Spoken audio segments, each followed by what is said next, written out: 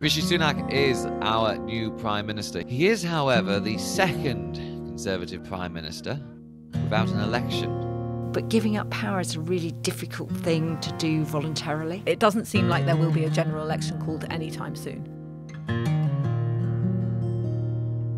The chaos, in the eyes of the public, of the last 5-6 months, perhaps even as long as a year, have compelled enough voters to do two things. One, the Conservative base of supporters, those that backed Boris Johnson all that long ago in 2019, are now either voting for another party or are not voting altogether.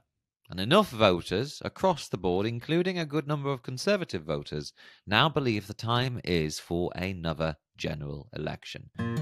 Britain is crying out for a general election. I was out reporting on the streets of Middlesbrough, which is, you could count as a red wall town still in Labour hands, but has been trending Conservative in recent general elections. I was speaking to people of all different ages in different jobs, and they were telling me that it was time for a general election. This was the day that Liz Truss resigned, and people either called for a general election or were simply expecting there to be one. They thought that was the natural way of things. And the reason why people were telling me about this was because they just felt like there was no legitimacy in the Conservative Party anymore. Our system is a parliamentary system. We don't vote for Prime Minister. It's not a presidential system. So there's no reason you can't change the leader mid-course.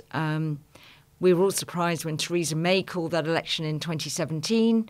Boris Johnson wasn't under any obligation to call an election in 2019, but did so partly because that was the way of breaking the Brexit deadlock and partly because that was the way of getting the Conservatives back in a much stronger position than that bequeathed to him by Theresa May. There's a good chunk of the Conservative base in 2019 whose primary motivation for voting was Boris Johnson and also the policies of levelling up. That plan for government about getting Brexit done and also levelling up the country feels like it's been forgotten, particularly the latter part. You know, the idea was for investment and infrastructure projects to go up around the country to try and rebalance the economy. That was Boris Johnson's big promise, and now it seems to have been forgotten by Liz Truss, and Rishi Sunak did mention it outside Number 10. But he's talking about difficult spending decisions. How are they going to marry another period of spending cuts with big spending around the country, which was Boris Johnson's vision for the state? I will place economic stability and confidence at the heart of this government's agenda. This will mean difficult decisions to come. On October the 20th, YouGov put out a poll which asked voters, when a new Prime Minister is selecting, should the next election be brought forward? And interestingly enough, 63% of the country said there should be. 23% of the country said there shouldn't. What's interesting to note about this poll is that a good chunk of the Conservative Party's own vote also wants an early election. Not a majority, but 39% of those that voted Conservative in 2019 now say there should be an early election. The appetite for one is there.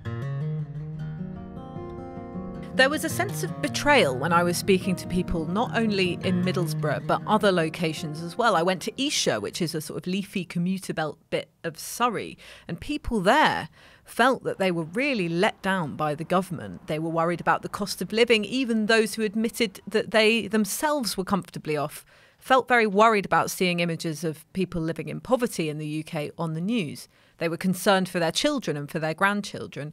And there were others who were saying that they knew of people in the public sector, nurses and teachers that they knew, who were having to rely on food banks. They just didn't feel like this was a good way of running the country. And there were Conservative voters, lifelong Conservative voters that I heard from, who were saying that they just felt that the party had lost credibility and the only way out of this was a general election. One person I spoke to, a source in a red wall town in West Yorkshire, who is actually a Conservative councillor and a local grocer who used to be a Labour supporter but turned Tory in 2019, told me, we have to have a general election. I feel badly let down. He was expecting funding to flow into his town, into the pockets of his customers, And it's been the opposite. In fact, his sales are down 42%. People are really worried about the cost of living, their bills are rising, and they just feel that it's time for a general election so that they can express their discontent, but also maybe have an opportunity for a change. And just because Rishi Sunak has become Prime Minister, that doesn't mean that the appetite for a general election is going to go away. There is a really strong feeling out there. We got to a stage where we all thought that we were having too many elections, that sort of, oh no, not another one, with elections in 2015, 2017 and 2019. But I think it's really interesting, would an electorate that clearly is answering the question, yes, we do think we need a general election now. I think the really interesting question you would have to ask yourself if a Prime Minister in those circumstances is, would our party pay a really long-run electoral penalty for hanging on in the face of an electorate that looked as though it was just desperate to get rid of us? And I think that's a really interesting calculation to make. And I don't think it's quite a position that we've ever been in. Perhaps maybe in the dying days of the Major government, it was very, very obvious that Tony Blair was going to replace John Major and that the Conservatives were going to do really, really quite badly. But generally, if you're a governing party and if you're in politics, you tend to think that the country is better off with you in power than with the opposition there. The reason we're not going to be having a snap election is because why on earth would turkeys vote for Christmas? The way to get a snap election can be done in two ways. One, members of the House of Commons vote for it, vote for an early dissolution of Parliament, basically a motion of no confidence in the government, or the government loses a key vote. If a government loses that, they've lost the confidence of the House of Commons, and basically the Prime Minister would be compelled to have another election, to go to the King and say, I can't form a government anymore, we need another election. If that happens, yes, then you will have an election that way. The likelihood of that happening, though, is low. We've got to get away from this idea that there's a sort of revolving door of chaos and that we just get the next experiment at the top of the Tory party.